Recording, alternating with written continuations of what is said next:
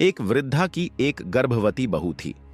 जब भी बहू गर्भवती होती, कुछ समय बाद उसका गर्भपात हो जाता।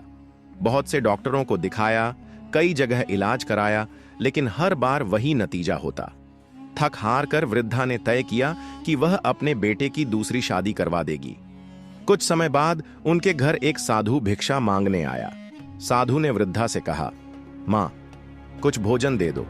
फिर उसने पूछा, मुझे ऐसा लग रहा है जैसे तू किसी गहरी चिंता में डूबी हुई है। वृद्धा ने कहा, महात्मा जी, मैं अपने बेटे का दूसरा विवाह करने जा रही हूं। साधु ने कहा, पर मुझे तो लगता है कि तेरे बेटे की पत्नी है।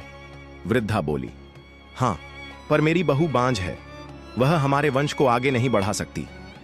फिर वृद्धा ने बताया कि उसकी बहू को संतान नहीं हो रही है।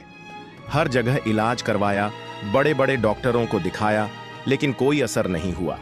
साधु ने कहा, मैं जानता हूं कि तेरी बहू को संतान क्यों नहीं हो रही, और यह भी जानता हूं कि इसके पीछे कारण क्या है। वृद्धा ने पूछा, ऐसा क्या कारण है महात्मा जी? साधु ने बताया, यह तेरी बहू के पिछले जन्म के कर्मों का फल है।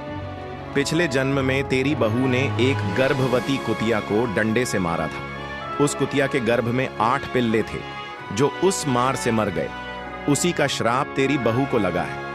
इसलिए जब भी तेरी बहू गर्भवती होती है, उसका गर्भ नष्ट हो जाता है, बिना किसी साफ कारण के। इस कहानी से यही शिक्षा मिलती है, हमारे कर्म कभी हमारा पीछा नहीं छोड़ते। बोलो राधे राधे।